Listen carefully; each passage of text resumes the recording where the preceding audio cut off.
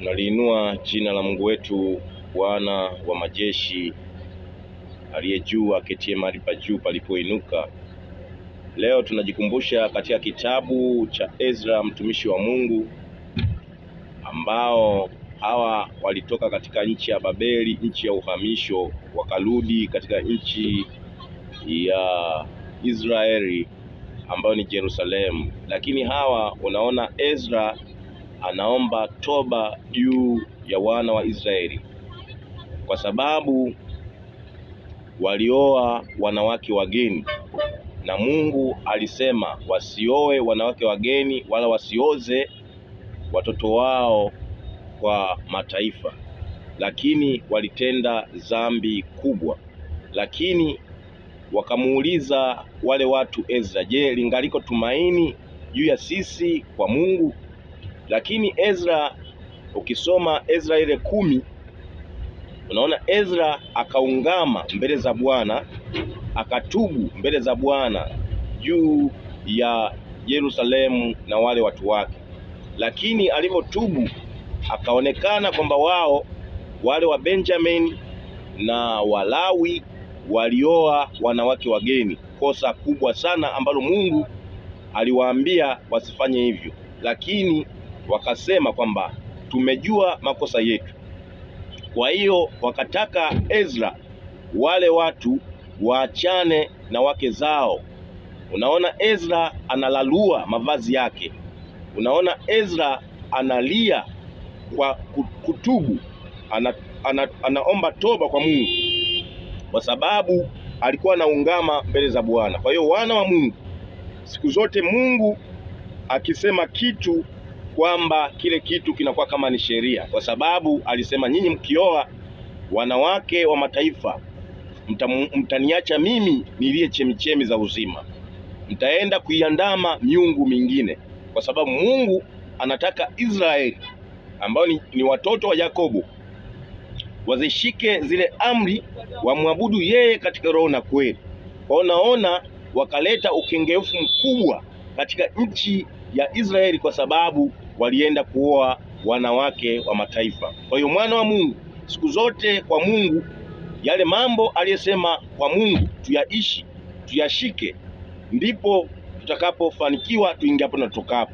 Lakini haya yote tunadumisha ushirika wa kuzishirika zile amri, kwa maana hawa watu walimwacha Mungu wakaenda kupiga lamuri kufanya haya na haya. Kwa sababu nini? Kwa sababu hawakushika yale maagizo ya Bwana Mungu wetu. Kwa maana Mungu alisema kwamba mkiniacha mimi nitawapiga kwa mkono wa mataifa. Kwa maana yeye ni Mungu, alisema atawapiga kwa mkono wa mataifa. Lakini kama mkizishika amri mkadumisha kunipenda mimi, hakika nitawabariki, nitakaa na nyinyi, mimi nitakuwa nuru yenu. Kwa sababu Mungu alikuwa anasema hayo, alikuwa anajenga kiimani. Anataka katika maisha yao yote wadumishe ushirika wa kumtafuta yeye, wakayaishi hayo. Kwa sababu mpaka wameenda nchi ya Babeli kwa Nebukadneza ni kwa sababu walitenda dhambi. Lakini Mungu alishawaambia, alishawaonya kwa kinywa cha nabii Yeremia, akasema nyinyi mkitenda dhambi mtakwenda nchi ya utumwa ambaye ni Babeli. Lakini wakakaidi ambayo yale aliyetumwa nabii Yeremia awaambie. Lakini yale yote aliyetabiri Yeremia juu ya kwenda kwao katika nchi ya utumwa ambayo ni Babeli yakatimia yote. Lakini endapo kama wasingekaidi wakayaishi, wakadumisha ushirika wa kuomba toba kwa Mungu, wasike kwenda katika nchi ya ugeni, nchi ya utumwa. Lakini haya yote yalitendeka ni kwa sababu walimuasi Bwana, waliziashi sheria za Mungu wetu, Mungu muumba mbingu na nchi. Kwa hiyo Mungu akawapiga kwa mkono wa mataifa. Lakini Mungu alisema Israeli ni mzaliwa wangu wa kwanza, Israeli ni mboni ya jicho langu. Kwa maana huyu asimguse mataifa, hata mataifa wakimgusa, lakini huyo mataifa baadaye nitamwadhibu. Unaona Nebukadneza, baadaye Mungu alisema kwamba Nebukadneza ni chombo changu mimi. Lakini baadaye miaka 7 alikwenda majangwani akala manyasi. Kwa sababu nini?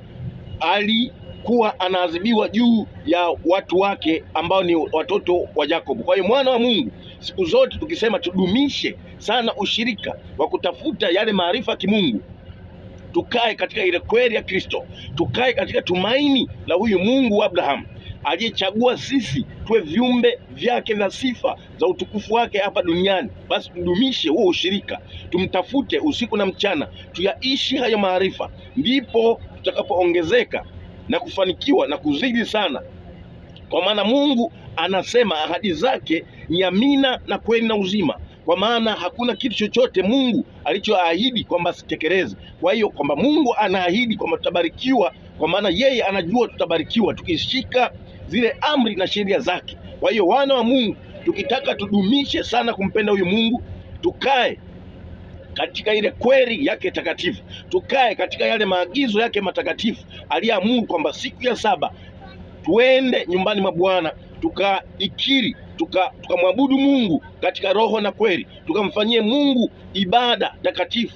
Kwa maana yeye alisema, mkifika katika nchi ya Kanaani ijaayo maziwa na asali, msinisahau mimi Bwana Mungu wenu, mniabudu mimi niliye chemichemi ya uzima.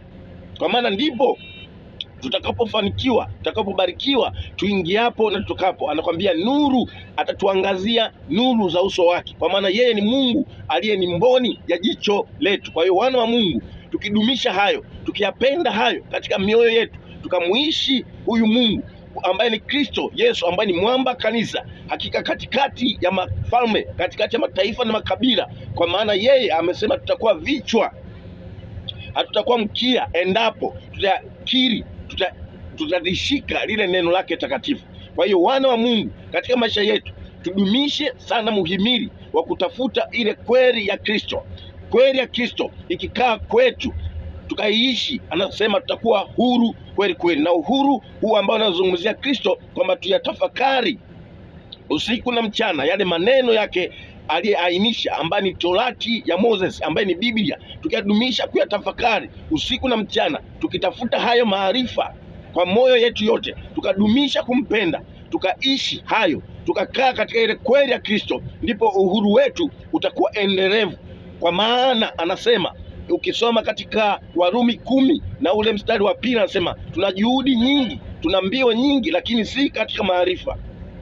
Kwa nini tunakuwa tunaangamia? Kwa sababu ndani yetu hatuna maarifa ya kimungu. Lakini endapo tukadumisha yale maarifa ya kimungu yakakaa kwetu, tukakaa katika ile kweli ya Kristo, tukamtafuta usiku na mchana, tena kwa bidii huyu Mungu, hakika maisha yetu hatabaki kama tulivyo leo. Tutakuwa vichwa katikati ya mataifa na makabila, tutakuwa nuru ya ulimwengu, kwa maana sisi, Yesu Kristo alisema tutakuwa nuru ya ulimwengu, kwa maana ni nuru, ni taa ambayo inawaka gizani. Kwa hiyo wana wa Mungu, tukae katika ile kweli ya Kristo, tumuone Mungu.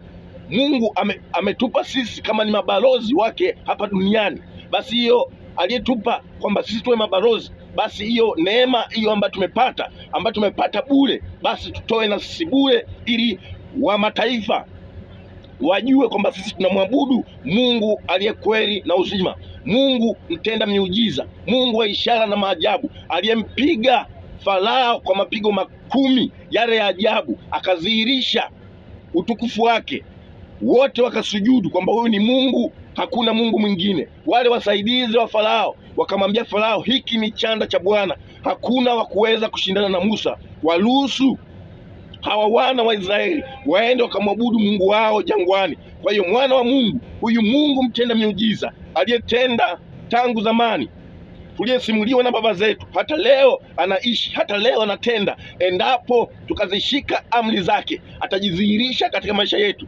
atajidhihirisha ukuu wake na mamlaka zake, kwa maana yeye ni mwaminifu.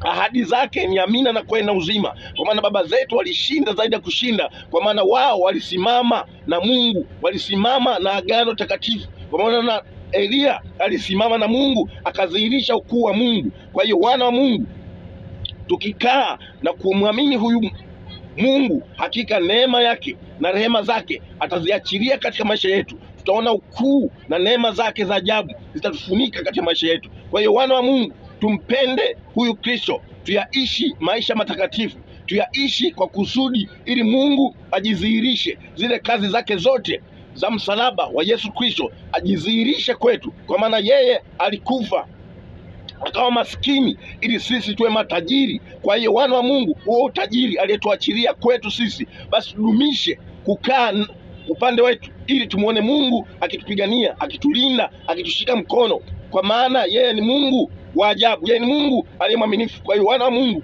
tudumishe sana kukaa katika ile kweli ya Kristo, tunamuona Mungu katika maisha yetu akitubariki, akitushika mkono, akitupigania kwa mapenzi yake, kwa maana tuna neema. Ile neema kwetu imejifunua, ile neema Kristo Yesu imejifunua. Sisi nasi tukae katika ile kweli tu ya Kristo Yesu, tutamuona Mungu katika maisha yetu. Wana wa Mungu, barikiweni kwa neema yake Kristo. Mungu akafanya njia, na tuna njia kwa mapenzi yake. Ukuu wa Yesu Kristo ukadhihirike katika maisha yako.